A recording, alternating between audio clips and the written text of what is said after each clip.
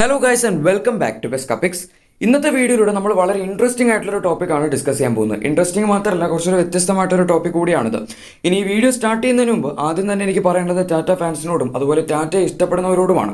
നിങ്ങൾ ആദ്യം തന്നെ മനസ്സിലാക്കേണ്ടത്, ഈ വീഡിയോ ആക്ച്വലി ഞാൻ ടാറ്റയെ താഴ്ത്തി കെട്ടാനോ അല്ലെങ്കിൽ മറ്റുള്ള ബ്രാൻഡുകളെ പ്രൊമോട്ട് ചെയ്യാൻ വേണ്ടി ഒന്നും ചെയ്യുന്ന വീഡിയോ അല്ല. ഇപ്പോൾ നിങ്ങൾ ഇനി പറഞ്ഞു വരാൻ പോകുന്ന ബ്രാൻഡുകൾക്ക് എൻ്റെ ഈ ചാനലിൽ നിന്നുള്ള പ്രൊമോഷൻ്റെ ആവശ്യമില്ല. അതുകൊണ്ട് തന്നെ ഞാനൊന്നും ചെയ്യാറുമില്ല. അവരെന്നെ സമീപിക്കാറുമില്ല പ്രൊമോഷൻ ചെയ്യാൻ വേണ്ടിയിട്ട്. കാരണം ഇതൊരു ചെറിയ ചാനലാണ്, അത് നിങ്ങൾക്ക് മനസ്സിലാക്കാവുന്നേ ഉള്ളൂ. ഇനി നമ്മൾ മെയിൻ വീഡിയോയിലേക്ക് വരുന്നതിന് മുമ്പ് ഒരു കാര്യം പറയേണ്ടത് ഈ വീഡിയോയുടെ ഓഡിയോ ക്വാളിറ്റിയെ പറ്റിയാണ്. ഈ വീഡിയോയുടെ ഓഡിയോ ക്വാളിറ്റി അത്ര നല്ലതായിരിക്കില്ല. കാരണം ഇപ്പോൾ എൻ്റെ കയ്യിൽ മൈക്കില്ല. ഞാൻ ഉപയോഗിച്ചുകൊണ്ടിരുന്ന മൈക്ക് കംപ്ലൈൻ്റ് ആയി. ഞാൻ പുതിയത് ഓർഡർ ചെയ്തു, അത് വന്നു, അതും കംപ്ലൈൻ്റ് ആണ്. റിട്ടേൺ ചെയ്തു, വീണ്ടും ഓർഡർ ചെയ്തിട്ടുണ്ട്. വേറെ മൈക്കിന് വരണം. അപ്പോൾ അത് വരുന്നത് വരെ എനിക്ക് ഇങ്ങനെയൊക്കെ തന്നെ വീഡിയോ ഷൂട്ട് ചെയ്യാൻ പറ്റുള്ളൂ. അതിൻ്റെ ഒരു പ്രശ്നം എന്തായാലും ഈ ഒരു വീഡിയോയ്ക്ക് ഉണ്ടാവും. ഓഡിയോ ക്വാളിറ്റി അത്രയധികം നല്ലതായിരിക്കില്ല. ഓഡിയോ ക്വാളിറ്റി നല്ലതായിരിക്കില്ല എന്ന് പറയുമ്പോൾ എൻ്റെ സൗണ്ട് നിങ്ങൾക്ക് വലിയ കുഴപ്പമില്ലാണ്ട് ക്ലിയർ ആയിട്ട് കേൾക്കാൻ പറ്റുമെന്ന് ഞാൻ വിശ്വസിക്കുന്നു. പക്ഷേ ബാക്ക്ഗ്രൗണ്ടിൽ നടക്കുന്ന എല്ലാ കാര്യങ്ങളും ഈ ഒരു വീഡിയോയിൽ ക്യാപ്ചർ ആവും. അതുകൊണ്ട് അത് എനിക്കൊന്നും ചെയ്യാനില്ല അതിൽ. അതുകൊണ്ടാണ്. എന്തായാലും ഓക്കെ, ഇഷ്ടംപോലെ കാര്യങ്ങൾ നമ്മളിപ്പോൾ വീഡിയോ സ്റ്റാർട്ട് ചെയ്യുന്നതിന് മുമ്പ് തന്നെ പറഞ്ഞു കഴിഞ്ഞു. എന്തായാലും ഇനി നമുക്ക് അധികം സമയം കളയണ്ട, ഡയറക്റ്റ് കണ്ടന്റിലേക്ക് വരാം. ഇപ്പോൾ എല്ലാവർക്കും ഉള്ളൊരു സംശയമാണ്, ടാറ്റയുടെ ഓൾമോസ്റ്റ് എല്ലാ എൻട്രി ലെവൽ വാഹനങ്ങളും അതുപോലെ മിഡ് റേഞ്ച് വാഹനങ്ങളാണെങ്കിലും എല്ലാ വാഹനങ്ങൾക്കും 5 സ്റ്റാർ സേഫ്റ്റി റേറ്റിംഗ്, അല്ലെങ്കിൽ എൻട്രി ലെവൽ വാഹനങ്ങളാണെങ്കിൽ 4 സ്റ്റാർ സേഫ്റ്റി റേറ്റിംഗ് ഒക്കെ തന്നെ കിട്ടിയിട്ടുണ്ട്. അതിപ്പോൾ ടിയാഗോയിൽ നിന്നാണ് സ്റ്റാർട്ട് ചെയ്യുന്നത്. Tiago Tigor 4 star safety rated ആണ്. നെക്സോൺ അൾട്രോസ് പഞ്ചിലേക്ക് വരുമ്പോൾ 5 സ്റ്റാർ സേഫ്റ്റി റേറ്റഡ് ആണ്. പക്ഷേ ഇതുവരെ ടാറ്റ മോട്ടോഴ്സ് ടെസ്റ്റ് ചെയ്യാൻ കൊടുക്കാത്ത 2 വാഹനങ്ങളുണ്ട്. ഒന്ന് ഹാരിയർ ആണ് ആദ്യം ലോഞ്ച് ചെയ്തത്. അതിനുശേഷം പുതിയ സഫാരി അവർ ലോഞ്ച് ചെയ്തു. ഈ 2 വാഹനങ്ങളും സെയിം ഒമേഗ ആർക്കിടെക്ചറിലാണ് ബേസ് ചെയ്തിരിക്കുന്നത്. ആക്ച്വലി ലാൻഡ് റോവറിൻ്റെ D8 എന്ന് പറയുന്ന പ്ലാറ്റ്ഫോമിൽ നിന്ന് ടാറ്റ ഡിറൈവ് ചെയ്തെടുത്തിട്ടുള്ള ഒരു പ്ലാറ്റ്ഫോമിലാണ് ഈ 2 വാഹനങ്ങളും ബേസ് ചെയ്തിരിക്കുന്നത്. ഇനി എന്തുകൊണ്ടാണ് ടാറ്റ മോട്ടോഴ്സ് ഈ 2 വാഹനങ്ങളും ക്രാഷ് ടെസ്റ്റിന് വിടാത്തത്? ഇതിൻ്റെ സേഫ്റ്റി മോശമാണോ? ആക്ച്വലി സേഫ്റ്റി അത്ര അപ് ടു മാർക്ക് അല്ല എന്ന് പറയേണ്ടി വരും. അതായത് ഒരു ടിപ്പിക്കൽ ടാറ്റ സ്റ്റൈലുള്ള സേഫ്റ്റി ഹാരിയറിലും സഫാരിയിലും ഉണ്ടാവില്ല. ഇനി ഇതിൻ്റെ ഒരു റീസൺ ഞാൻ ഡീറ്റെയിൽ ആയിട്ട് തന്നെ പറയാം. നിങ്ങൾ ഇപ്പോഴും എന്നെ ചീത്ത വിളിക്കാൻ പോകണ്ട. നിങ്ങൾ റീസൺ കേട്ടിട്ട് ചീത്ത വിളിക്കണമെങ്കിൽ വിളിച്ചോളൂ. ഇത് ഹാരിയറിനോ അല്ലെങ്കിൽ സഫാരിക്കോ മാത്രമുള്ള പ്രോബ്ലം അല്ല. ഇത് ത്രൂ ഔട്ട് ദ റേഞ്ച് ഈ വാഹനങ്ങളെല്ലാം വരുന്നൊരു പ്രോബ്ലമാണ്. ഇനി പ്രോബ്ലം എന്താണെന്ന് പറയാം. ഫിയറ്റിൻ്റെ 2 ലിറ്റർ മൾട്ടി ജെറ്റ് ഡീസൽ എഞ്ചിനാണ് ഹാരിയറിലും സഫാരിയിലും ഹെക്ടറിലും ഹെക്ടർ പ്ലസിലും കോമ്പസിലും, ഇനി കോമ്പസ് മെറിഡിയൻ എന്ന് പറഞ്ഞൊരു വാഹനം വരുന്നുണ്ട്. അതായത് കോമ്പസിൻ്റെ ഒരു 7 സീറ്റ് വേർഷനാണത്. അതിലും വരാൻ പോകുന്നത്. ഇതിൻ്റെ ഈ എഞ്ചിൻ്റെ ഒരു പ്രശ്നം എന്താണെന്ന് വെച്ചാൽ, ഇതൊരു ഗ്ലോബൽ സ്പെക് എഞ്ചിനാണ്. പല ഗ്ലോബൽ വാഹനങ്ങളിലും GP ഒരു എഞ്ചിൻ ഉപയോഗിക്കാറുണ്ട്, ഫിയറ്റിൻ്റെ ഈ സെയിം 2 ലിറ്റർ എഞ്ചിൻ. ഇതിൻ്റെ ആക്ച്വലി ഓയിൽ ഫിൽറ്ററിൻ്റെ പ്ലേസ്മെൻറ്റ് കുറച്ച് മോശമാണ്. അതായത് നമ്മുടെ ഇന്ത്യൻ കണ്ടീഷൻസ് വെച്ച് നോക്കുകയാണെങ്കിൽ റൈറ്റ് സൈഡിൽ ആ ഒരു പെഡൽസിൻ്റെ അടുത്താണ് ഈ വാഹനത്തിൻ്റെ ഓയിൽ ഫിൽറ്ററും അതുപോലെ കുറച്ച് മറ്റുള്ള കോമ്പണൻസും പ്ലേസ് ചെയ്തിരിക്കുന്നത്. ഇനി ഇതുകൊണ്ടുള്ള ഏറ്റവും വലിയ പ്രശ്നം എന്താണെന്ന് വെച്ചാൽ, നിങ്ങൾക്കറിയാം ഗ്ലോബൽ എൻക്യാപ്പ് എപ്പോഴും ക്രാഷ് ടെസ്റ്റ് ചെയ്യുന്നത് റൈറ്റ് സൈഡാണ്. ഡ്രൈവർ സൈഡാണ് അവർ ഡയറക്റ്റായിട്ട് ഇമ്പാക്റ്റ് ടെസ്റ്റ് ചെയ്യുന്നത്. അങ്ങനെ ഒരു ഇമ്പാക്ട് ടെസ്റ്റിംഗ് ഇതിൽ നടക്കുകയാണെങ്കിൽ ഏറ്റവും വലിയ പ്രശ്നം സംഭവിക്കാൻ പോകുന്നത്, ഈ റൈറ്റ് സൈഡിൽ പ്ലേസ് ചെയ്തിരിക്കുന്ന ഓയിൽ ഫിൽറ്റർ അതുപോലെ മറ്റുള്ള കോമ്പണൻസ് എല്ലാം കൂടി നമ്മുടെ പെഡലിൻ്റെ ഏരിയയിലേക്ക് വന്നിട്ട് ഈ പെഡൽസ് കുറച്ചധികം അകത്തേക്ക് കയറി വരും. ഡ്രൈവറിൻ്റെ കാലിന് കാര്യമായിട്ടുള്ള ഇഞ്ചുറീസ് തന്നെ ഉണ്ടാക്കും. നോർമൽ മിനിമൽ ഇഞ്ചുറീസ് ആയിരിക്കില്ല, അത് അത്യാവശ്യം ശക്തമായിട്ടുള്ള ഇഞ്ചുറീസ് തന്നെ ആയിരിക്കും അവിടെ ഉണ്ടാക്കാൻ പോകുന്നത്. പ്രത്യേകിച്ച് ആ ഒരു സൈഡ് മാത്രം നമ്മൾ ഡെഫിനറ്റ് ആയിട്ട് ടെസ്റ്റ് ചെയ്യുന്നുണ്ട്. അത് ഗ്ലോബൽ എൻക്യാപ്പ് ടെസ്റ്റ് കണ്ടീഷൻസിലാണ് ഇത്രയധികം പ്രശ്നങ്ങൾ വരുന്നത്. അതുകൊണ്ട് തന്നെ ടാറ്റ മോട്ടോഴ്സ് ഈ ഒരു വാഹനം ടെസ്റ്റ് ചെയ്യാൻ ഗ്ലോബൽ എൻക്യാപ്പിലേക്ക് അയക്കുകയാണെങ്കിൽ ഇതിൽ എന്തായാലും 5 സ്റ്റാർ സേഫ്റ്റി റേറ്റിംഗ് കിട്ടില്ല. അതൊരു മേജർ പ്രശ്നം തന്നെയാണ് ടാറ്റ മോട്ടോഴ്സിനെ വെച്ച് കമ്പയർ ചെയ്യുമ്പോൾ. കാരണം അവരുടെ ഏത് ചെറിയ വാഹനമാണെങ്കിലും ഈവൻ 5.5 ലക്ഷം രൂപയ്ക്ക് അവർ വിൽക്കുന്ന പഞ്ചാണെങ്കിൽ പോലും ബേസ് സ്പെക് മോഡൽ മുതൽ തന്നെ 5 സ്റ്റാർ സേഫ്റ്റി റേറ്റിംഗ് എന്ന് മാത്രം പറഞ്ഞാൽ പോലെ അഡൽ സേഫ്റ്റിയിൽ ഇന്ത്യയിലെ ഏറ്റവും സേഫസ്റ്റ് ആയിട്ടുള്ള വാഹനം ടാറ്റയുടെ പഞ്ചാണ്. പക്ഷേ എന്നാൽ നമ്മൾ ഏകദേശം ഒരു 28-29 ലക്ഷം രൂപയോളം ഓൺ റോഡ് മുടക്കി ഒരു പുതിയ സഫാരി എടുക്കുകയാണെങ്കിൽ ആ ഒരു കസ്റ്റമർക്ക് 5 സ്റ്റാർ സേഫ്റ്റി റേറ്റിംഗ് കിട്ടുന്നില്ല. അതാണ് മെയിൻ പ്രശ്നം. അത് ടാറ്റയ്ക്ക് എങ്ങനെയെങ്കിലും മറിച്ചു പിടിക്കണം. അതുകൊണ്ട് തന്നെയാണ് അവരിപ്പം സഫാരിയും ഹാരിയറും ക്രാഷ് ടെസ്റ്റിനൊന്നും തന്നെ അയക്കാത്തത്. ഇതാണ് ടാറ്റ മോട്ടോഴ്സ് ഹാരിയറും സഫാരിയും ക്രാഷ് ടെസ്റ്റിന് അയക്കാത്ത ഒരു റീസൺ. ഇതിപ്പോൾ ഒരു റീസണേ ആയിട്ടുള്ളൂ, ഒരു റീസൺ കൂടി ഉണ്ട്. ഇനി അടുത്ത മേജർ റീസൺ എന്താണെന്ന് വെച്ചാൽ, ആക്ച്വലി ഞാൻ നേരത്തെ പറഞ്ഞിരുന്നു, ഈ വാഹനങ്ങൾ രണ്ടും ബേസ് ചെയ്തിരിക്കുന്ന ടാറ്റ ഒമേഗ ആർക്കിടെക്ചറിലാണ്. ഇത് ലാൻഡ് റോവർ D8 പ്ലാറ്റ്ഫോമിൽ നിന്ന് ഡെറൈവ് ചെയ്തിട്ടുള്ള ഒരു പ്ലാറ്റ്ഫോമാണ്. പക്ഷേ ഇവിടെ ഏറ്റവും വലിയ പ്രശ്നം വന്നിരിക്കുന്നത് എന്താണെന്ന് വെച്ചാൽ, ലാൻഡ് റോവറിൻ്റെ D8 പ്ലാറ്റ്ഫോം ആക്ച്വലി ഒരു ഹൈ എൻഡ് വാഹനങ്ങളൊക്കെ ഉപയോഗിക്കുന്ന പ്ലാറ്റ്ഫോമാണ്. നിങ്ങൾക്കറിയാലോ അത്. അതുകൊണ്ട് തന്നെ ഒരു നോർമൽ ബഡ്ജറ്റ് ഓറിയൻറ്റഡ് എന്ന് പറയുമ്പോൾ ഈ ഒരു സെഗ്മെൻറ്റിൽ വരുന്നൊരു വാഹനം അത്യാവശ്യം കോമ്പറ്റീറ്റീവ് ആയിട്ട് പ്രൈസ് ചെയ്യണമെങ്കിൽ ആ സെയിം പ്ലാറ്റ്ഫോം അവരുടെ ഇതിൽ ഉപയോഗിച്ച് കഴിഞ്ഞാൽ എന്തായാലും ടാറ്റ മോട്ടോഴ്സിന് ഒരു കോമ്പറ്റീറ്റീവ് പ്രൈസിങ് നടക്കില്ല. 30-35 ലക്ഷം രൂപയോളം ഈ വാഹനത്തിൻ്റെ സ്റ്റാർട്ടിംഗ് വേരിയൻറ്റിൻ്റെ പ്രൈസ് വരും. അതുകൊണ്ട് അതെന്തായാലും പ്രാക്ടിക്കലി പോസിബിൾ അല്ലാതെ സെൻസിബിളും അല്ല. അതുകൊണ്ട് ഇവരെന്താണ് ചെയ്തതെന്ന് വെച്ചാൽ, ആ വാഹനത്തിൽ ആ പ്ലാറ്റ്ഫോമിൽ ഒരുപാട് കോംപ്രമൈസസ് വരുത്തിയിട്ടുണ്ട്. അതാണ് മെയിൻ കാര്യം. ആ പ്ലാറ്റ്ഫോമിൻ്റെ ഒരുപാട് ഘടകങ്ങൾ മാറ്റിയിട്ടുണ്ട്. അതുകൊണ്ട് തന്നെ പ്ലാറ്റ്ഫോം കുറച്ചധികം കോംപ്രമൈസ് ചെയ്തിട്ടാണ് ഈ വാഹനത്തിൽ കൊടുത്തിരിക്കുന്നത്. അതാണ് അടുത്തൊരു പോയിന്റ്. ഈ വാഹനം ഇപ്പോൾ ക്രാഷ് ടെസ്റ്റിന് വിടുകയാണെങ്കിൽ അത്രയധികം സേഫ്റ്റി റേറ്റിംഗ് ഈ വാഹനം സ്കോർ ചെയ്യണമെന്നില്ല. സ്ട്രക്ചറിൽ എനിക്ക് തോന്നുന്നില്ല ഒരുപാട് കോംപ്രമൈസ് വരുത്തി കാണുമെന്ന്. കാരണം ടാറ്റ മോട്ടോഴ്സിൻ്റെ ഇത് പല ആക്സിഡൻറ്റ്സ് നോക്കുകയാണെങ്കിലും സ്ട്രക്ചർ വൈസ് ഈ വാഹനത്തിന് അങ്ങനെ വലിയ തകരാറുകളൊന്നും വന്നിട്ടില്ല. പക്ഷേ പ്ലാറ്റ്ഫോം അത്രയധികം സ്ട്രോങ് അല്ല. നമ്മൾ പല ടാറ്റ വാഹനങ്ങളിലും കാണുന്നത്ര സ്ട്രോങ് അല്ല ഈ ഒമേഗ ആർക്ക് എന്ന് പറയുന്ന പ്ലാറ്റ്ഫോം. ഇപ്പോൾ ഒരു പക്ഷേ നിങ്ങളെല്ലാവരും വിചാരിക്കുന്നുണ്ടോ നിങ്ങൾക്ക് എങ്ങനെയാണ് ഈ കാര്യങ്ങളെല്ലാം അറിയുന്നത്, അല്ലെങ്കിൽ കുറച്ച് പേര് ഇപ്പോൾ ചിലപ്പോൾ കമൻറ്റ് ഇട്ട് കാണുമായിരിക്കും ഇതൊക്കെ തനിക്ക് എങ്ങനെ അറിയാമെന്ന് ചോദിച്ചുകൊണ്ട്.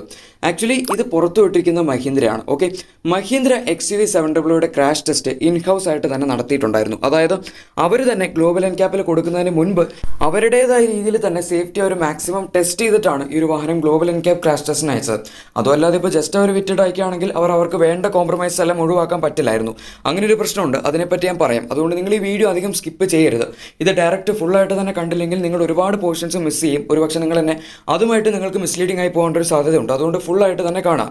ഇനി ഇതിലിപ്പോൾ നമ്മൾ പറഞ്ഞു വരുന്നത് മഹീന്ദ്രയാണ് ടാറ്റ മോട്ടോഴ്സിൻ്റെ ഒരു കോംപ്രമൈസ് കണ്ടുപിടിച്ചത്.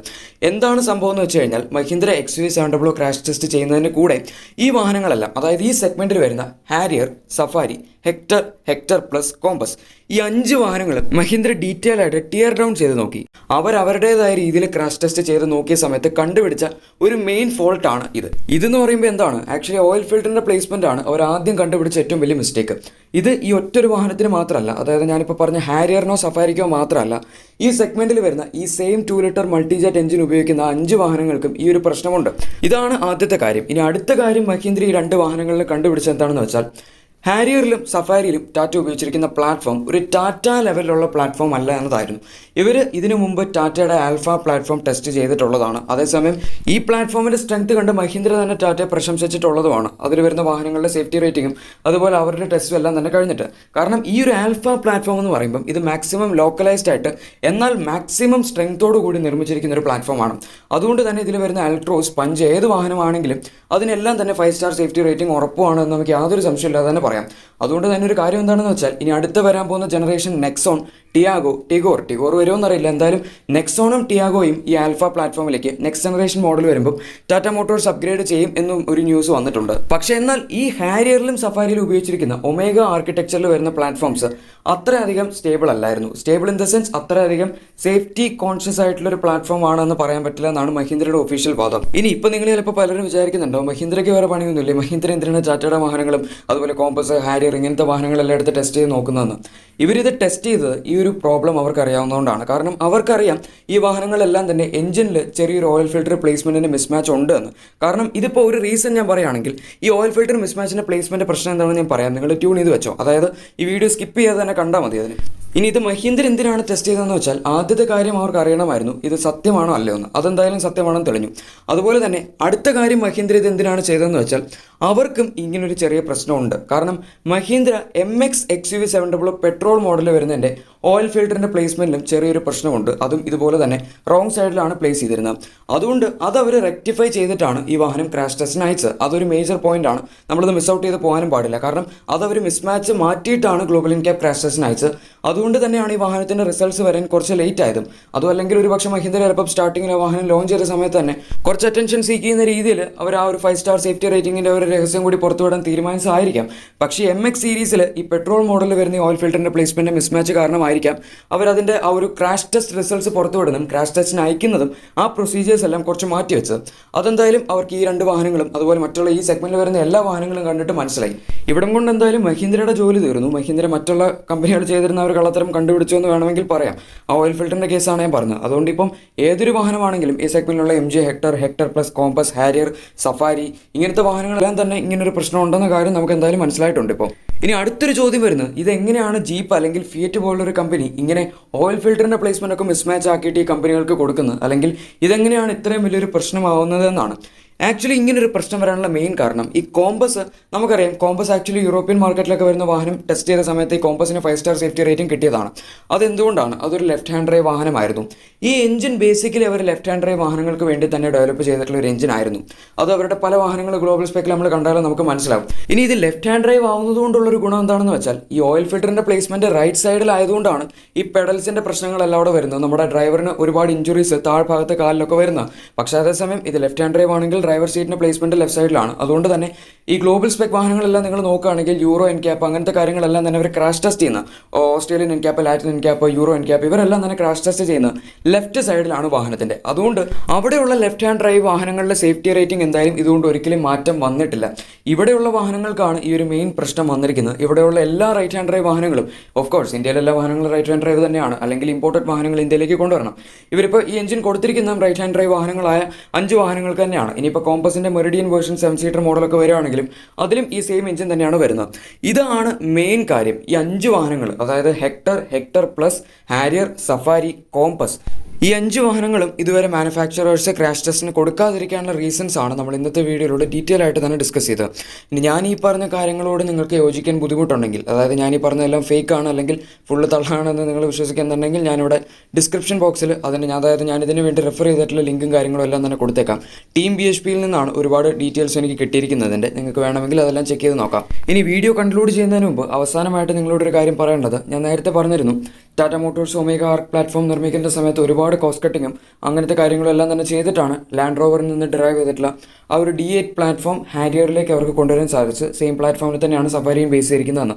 ഇതിൻ്റെ സേഫ്റ്റി റേറ്റിംഗ് മോശമായിരിക്കും എന്ന് ഞാൻ പറഞ്ഞിരുന്നു. ആദ്യത്തെ റീസൺ നമ്മൾ നേരത്തെ പറഞ്ഞ പോലെ തന്നെ ഓയിൽ ഫിൽറ്ററിൻ്റെ ഇഷ്യൂ ഉണ്ട്, അതിൻ്റെ പ്ലേസ്മെൻറ്റ് മോശമാണ്. അതുപോലെ തന്നെ അടുത്ത പ്രശ്നം ഇതിൻ്റെ പ്ലാറ്റ്ഫോമിൽ ഒരുപാട് കോംപ്രമൈസസ് വരുത്തിയിട്ടുണ്ട് എന്നതാണ്. ഇതിലിപ്പം മഹീന്ദ്രയുടെ അനാലിസിസ് വെച്ച് നോക്കുകയാണെങ്കിൽ അവർ പറയുന്നത് ടാറ്റയ്ക്ക് വ്യക്തമായി അറിയാം ഈ ഒരു വാഹനം ക്രാഷ് ടെസ്റ്റ് ചെയ്യുകയാണെങ്കിൽ ആദ്യത്തെ പ്രോബ്ലം ഈ ഓയിൽ ഫിൽറ്ററിൻ്റെ പ്ലേസ്മെൻറ്റ്, രണ്ടാമത്തെ പ്രോബ്ലം ഈ വാഹനത്തിൻ്റെ പ്ലാറ്റ്ഫോം, ഇതെല്ലാം കുറച്ച് വീക്ക് ആയതുകൊണ്ട് ക്രാഷ് ടെസ്റ്റ് നടത്തുകയാണെങ്കിൽ 3 സ്റ്റാറിന് മുകളിൽ എന്തായാലും ഈ ഒരു വാഹനത്തിന് കിട്ടില്ല എന്ന്.